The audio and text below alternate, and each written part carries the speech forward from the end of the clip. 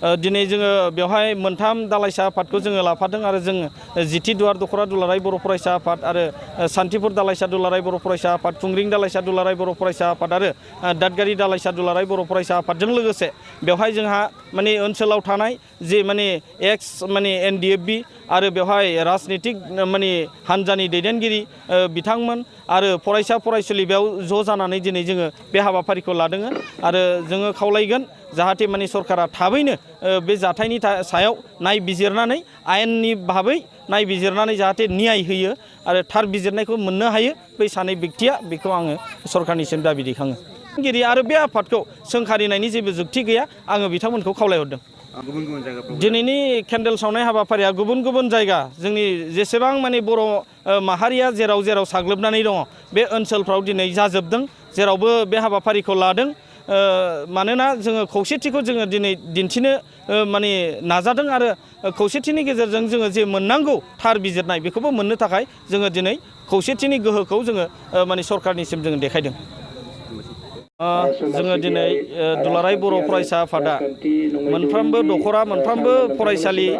बेफोराव जोङो candle lighting हाबाफारि लादों आरो बे केन्डेल लाइटिं हाबाफारि लानायनि गुदियानो जाबाय जोंहा थांनाय जे 18 सेप्तेम्बर 2021 बे अक्ट'खालि जोंहा जोंसार मुसाहारि आरो जनक कुमार ब्रह्म बे सानैखौ माने नंखायै दाय होनानै पुलिसा गावथारदों फेक इनकाउन्टार जोङो बेखौ गनायनो हाया आरो बे जाथायखौ लानानैनो दिनै जोङो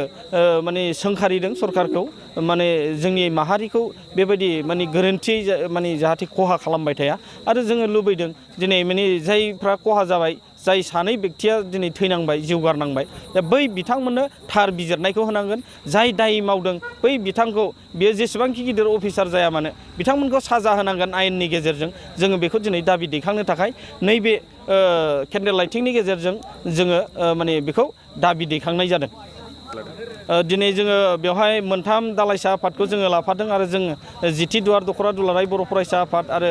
सान्थिफुर दालाइसा दुलाराय बर' फरायसा आफाद खुंग्रिं दालाइसा दुलाराय बर' फरायसा आफाद आरो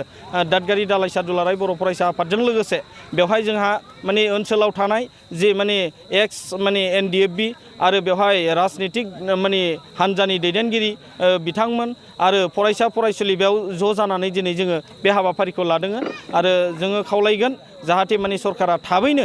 बे जाथायनि सायाव नायबिजिरनानै आयेननि भाबै नायबिजिरनानै जाहाथे न्याय होयो आरो थार बिजिरनायखौ मोननो हायो बै सानै व्यक्तिया बेखौ आङो सरकारनिसिम दाबि दैखाङो। आङो खावलायनो सानदों जोंनि माहारिनि गुबुन गुबुन आफादाव थानाय आरो गुबुन गुबुन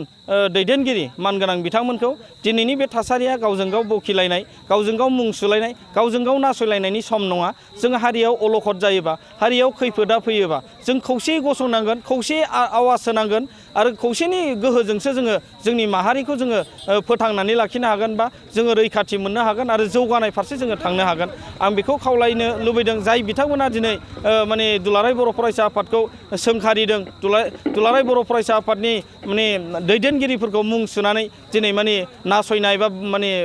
मुं खारिनाय बेफोरबायदि बायदिनिफ्राय जाहाथे जानगाराव थानो हायो बा जानगाराव थायो बिथांमोना माने एसे बुजिनानै एसे बिजिरनानै जाहाथे नायो जोङो दुलाराय बर' फरायसा आफादखौ जों बयबो मिथिगौ हारिनि मोनसे सिनस्रि आफाद दिनै दुलाराय बर' फरायसा आफादा माने माहारिखौ लानानै दिनै माने